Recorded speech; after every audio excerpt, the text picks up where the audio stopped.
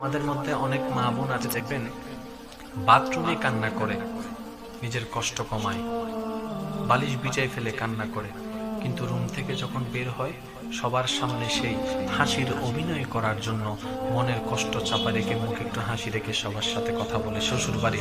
নাহলে বউ আবার মুডি, সবাই বলবে মেয়েদের এক জামিলা, কথা বললে বলে যে বেশি বাঁচা, আবার চুপ করে থাকলে বলে যে বইবে যে অহংকারী মুডি। তো মেয়েটা যাবে কোথায়? বউদের সব দোষ, মেয়েদের কোনো দোষ। এরকম চিন্তাধারা আছে না নাই? মনে রাখবেন, যেটা আপনার মেয়ে সেটা অন্যের ঘরের বউ, যেটা অন্যের ঘরের বউ সেটা আপনার মেয়ে, যেটা আপনার ঘরের বউ সেটা অন্যের ঘরের মেয়ে। আপনি অন্যের ঘরের মেয়েকে সম্মান দেওয়া শুরু করুন, আপনার মেয়ের সম্মান আল্লাহ ব্যবস্থা করে দিবেন। একটা কথা মনে রাখবেন, যেখানেই আমরা বড় হয়েছি আমরা সেখানেই থাকি, কিন্তু প্রত্যেকটি মা বোনকে নিজের বাবার বাড়ি ছেড়ে চলে আসতে হবে। ওনার বাবা ওনাকে খাওয়াইতে পারে না বলে আপনাকে দিয়ে দিয়েছে? না না না, আপনার অন্ধকার ঘরকে আলোকিত করার জন্য আমার বোনটাই বিয়ের মাধ্যমে আপনার ঘরে এসেছে।